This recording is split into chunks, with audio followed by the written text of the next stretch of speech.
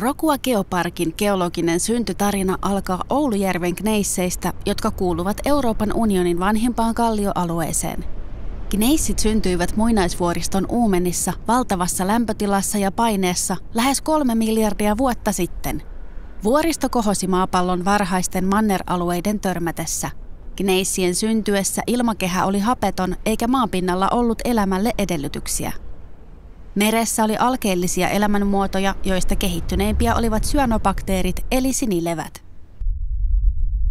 Noin 2100 miljoonaa vuotta sitten muinaismanner alkoi jakautua. Maankuoreen syntyi repeämiä, joista purkautui sulaa kiveä maanpinnalle. Osa kivisulasta jähmettyi maankuoren raoissa diapaasiksi. Vähitellen repeämät laajenivat laaksoiksi ja merenlahdiksi, joihin kertyi hiekkaa ja soraa. Kallioperän kulumisen myötä diapaasit paljastuivat maanpinnalle. Niitä voi nähdä esimerkiksi Manamansalon gneissikallioissa tummina juonina. Hiekka- ja sorakerrostumista syntyneitä kvartsiitteja ja konglomeraatteja löytää nykyisin helpoiten Utajärven maastosta lohkareina. Valtameri sulkeutui mannerlaattojen törmätessä. Törmäyskohtaan kohosi vuoristo. Ilmasto oli trooppisen lämmin, sillä vuoristo sijaitsi tropiikissa. Elämää oli kuitenkin edelleen vain meressä ja ranta-alueilla. Syvällä vuoriston uumenissa merenpohjan kerrostumat muuttuivat erilaisiksi liuskeiksi ja gneisseiksi tai sulivat ja jähmettyivät uudelleen graniiteiksi. Nämä kivet muodostavat nykyisin ison osan Rokuan ja Oulujokilaakson kallioperästä. Liuskeita voi nähdä esimerkiksi Rokuan isossa kivessä Keisarintien varrella, punertavia graniitteja puolestaan Rokuan vaaran lakialueiden lohkareissa tai Oulujoen rantatörmissä Lemmenpolulla.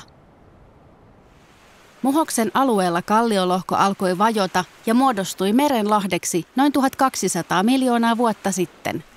Vajoamaan laski jokia, joiden suulle kerrostui aluksi soraa, hiekkaa ja silttiä.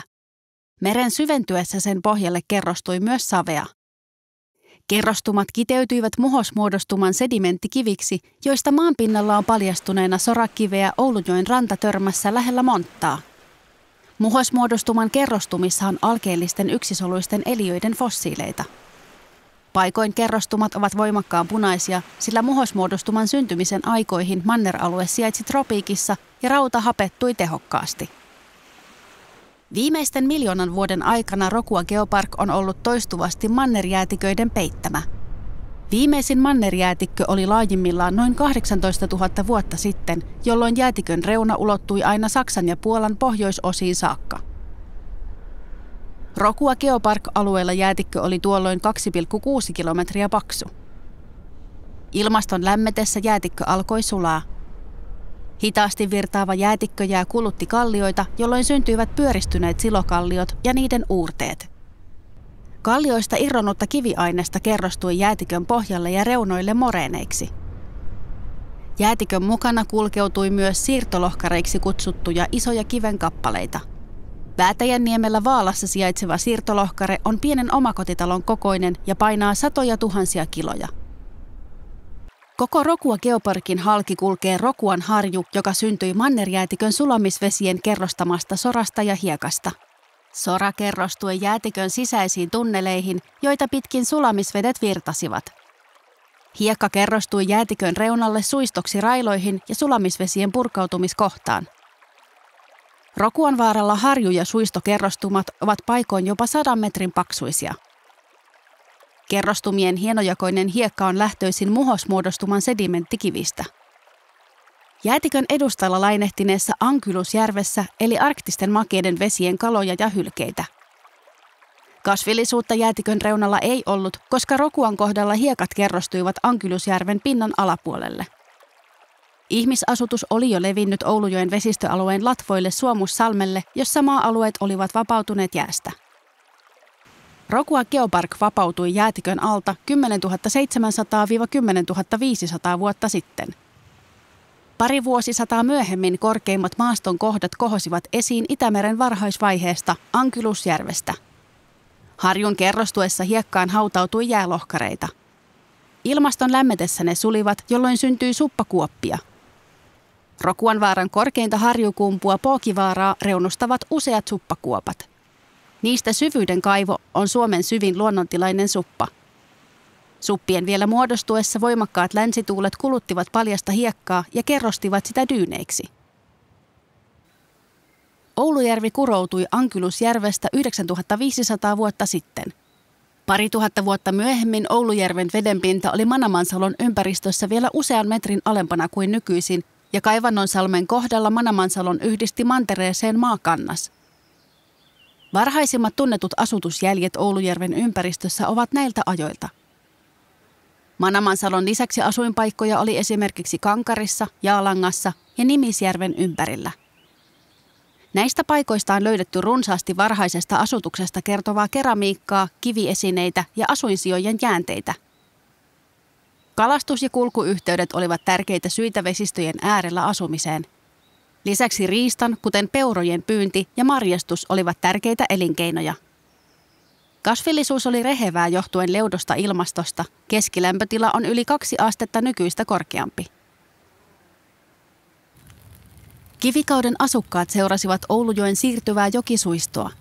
Noin 5600 vuotta sitten Merenranta ja Oulunjoen suu sijaitsivat Muhoksella Leppiniemen kohdalla. Leppiniemen kohdalle kehittyi runsaasti asutusta molemmin puolin jokea, sillä suistoalue pysytteli Pyhäkoskella pitkän aikaa lähes samassa paikassa.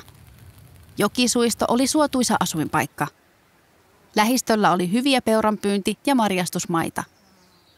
Joesta ja merestä pyydettiin kalaa ja hylkeitä. Lisäksi vesistöt olivat tärkeitä kulkuväyliä, joita pitkin liikuttiin itään aina Vienan Karjalaan ja länteen skandinaavisiin maihin saakka. Kasvillisuus oli edelleen rehevää johtuen leudosta ilmastosta ja jalot lehtipuut olivat yleisiä. Ilmasto oli kuitenkin jo viilenemässä. Oulujoki on ollut tärkeä kulku- ja kauppareitti kivikaudelta saakka. Kivikaudelta aina keskiajalle Oulujokilaaksossa ja Oulujärvellä harjoitettiin liikkuvaa pyyntikulttuuria. Vakituisempi asutus yleistyi 1500-luvulla. Pääelinkeinoja olivat maanviljely, koskenlasku, kalastus ja tervanpoltto. Oulujoen kosket vetivät matkailijoita ulkomailta saakka ja kävivätpä valtion päämiehetkin koskenlaskua kokeilemassa. Lohenperässä joelle saapui varakkaita lohilordeja, erityisesti Englannista.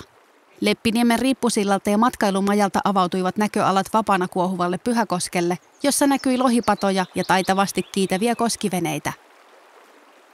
Joen jylhät kuohut ovat kirvoittaneet monia kansantaruja jättiläisineen.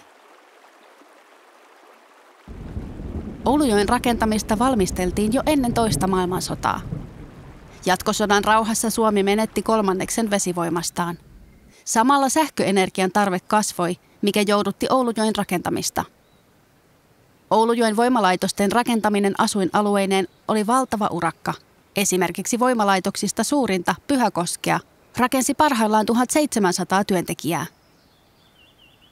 1950-luvun loppuun mennessä valmistuivat voimalaitokset Jylhämään, Nuojualle, Utaselle, Alautokseen, Pälliin ja Monttaan.